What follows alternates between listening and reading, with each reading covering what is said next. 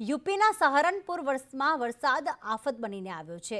એક ટ્રક નદી વચ્ચે ફસાઈ જતા હાલાકીના દ્રશ્યો સામે આવ્યા। ટ્રકનો ડ્રાઈવર અન્ય વ્યક્તિ ટ્રક પર ચડી ગયા હતા।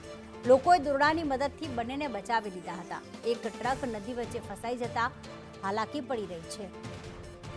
ટ્રકનો ડ્રાઈવર જે છે તે ટ્રકની ઉપર ચડી ગયો હતો। આપ જોઈ રહ્યા છો આ દ્રશ્યો સહારનપુરના છે કે જ્યાં વરસાદ આફત બનીને આવ્યો છે। આખી ટ્રક જે છે તે પાણીમાં ફસાઈ ગઈ હતી અને ટ્રકનો જે ડ્રાઈવર હતો તે ટ્રકની ઉપર ચડી ગયો હતો।